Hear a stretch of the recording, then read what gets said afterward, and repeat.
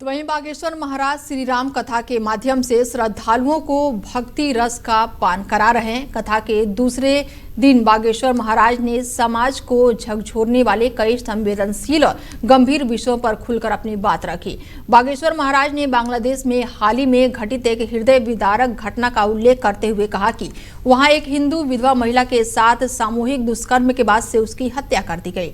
और इसी तरह उन्होंने कुछ समय पूर्व एक 8 वर्षीय बच्ची के साथ हुए अमानवीय अपराध का जिक्र करते हुए कहा कि बच्ची की मां अपनी बेटी को बचाने के लिए गिड़गिड़ाती रही। महाराज ने कहा कि कुछ लोग इसे हिंदू मुस्लिम का विषय नहीं मानते, लेकिन इन्हें देश के आने वाले बच्चों, उनकी जमीन, मकानों और पीढ़ियों की चिंता है। उन्होंने कहा कि इसी चिंता के कारण वो पदयात्रा करते हैं, लगातार कथाएं करते हैं और समाज को जागरूक करने का प्रयास कर रहे हैं।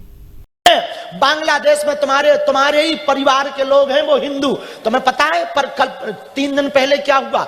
विधवा औरत को पेड़ से बांध करके कम से कम 12 लोगों ने रेप किया। 12 लोगों ने। और पता है क्या किया? मार दिया। कुछ वर्ष पहले बांग्लादेश में 9 साल की बच्ची से 20 लोगों ने रेप किया था। और पता है उसकी मां क्या कह रही थी?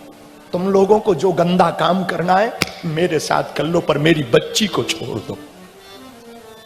लोगों को लगता हम हिंदू मुसलमान करते नहीं, हमें सिर्फ इस देश की आने वाले बच्चों की चिंता है, तुम्हारे बच्चों की चिंता है, तुम्हारी जमीनों की चिंता है, तुम्हारे मकानों की चिंता है, तुम्हारी पीढ़ियों की चिंता है।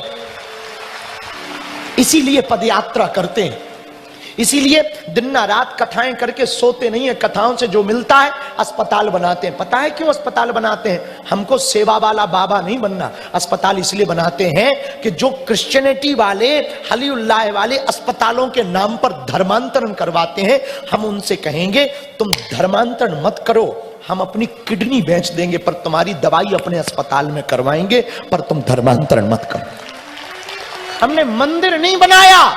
मंदिर इसलिए नहीं बनाया कि हम भगवान को नहीं मानते ना, हम हनुमान जी से ही हमारा जीवन है। हनुमान जी के लिए मंदिर हमने इसलिए नहीं बनाया कि इस देश में 1-1 हजार करोड़ के मंदिर हैं, पर क्या मंदिरों से हिंदुओं का धर्मांतरण बच रहा है?